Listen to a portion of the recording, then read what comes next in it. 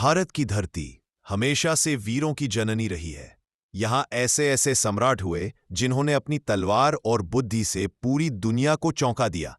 सम्राट चंद्रगुप्त मौर्य, जिसने आचार्य चाणक्य के मार्गदर्शन में बिखरे हुए भारत को एक सूत्र में बांधा। सिकंदर के सेनापति सेल्यूकस को परास्त कर अफगानिस्तान और ईरान तक भारत का परचम फहराया।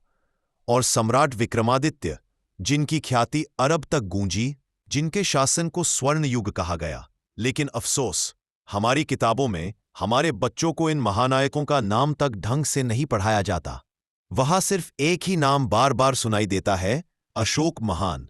पर सच यह है कि जिसे इतिहास ने महान कहा, वही भारतवर्ष के पतन का कारण बना। अशोक को विरासत में मिला था एक शक्तिशाली, समृद्ध और अजेय साम्राज्य, लेकिन कलिंग युद्ध के बाद उसने तलवार छोड़कर धम्म नीति अपना ली।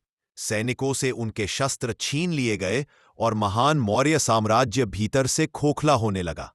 कुछ ही दशकों में यह साम्राज्य बिखर गया और भारत आक्रमणकारियों का आसान शिकार बन गया।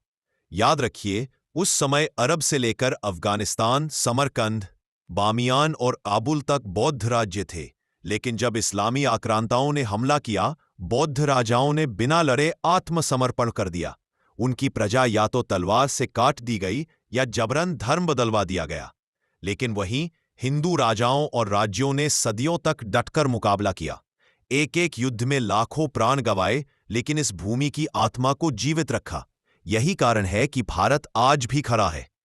तो सवाल यह है, सच्चा महान कौन था? वह अशोक, जिसकी नीतियों ने साम्राज्य को तोड़ दिया, या वे सम्राट जिन्होंने इस भूमि को अखंड बनाया, इसकी संस्कृति को बचाया और इसकी आत्मा को अमर कर दिया? आज वक्त है सच्चे महानायकों को पहचानने का और इतिहास के छिपे हुए सत्य को उजागर करने का।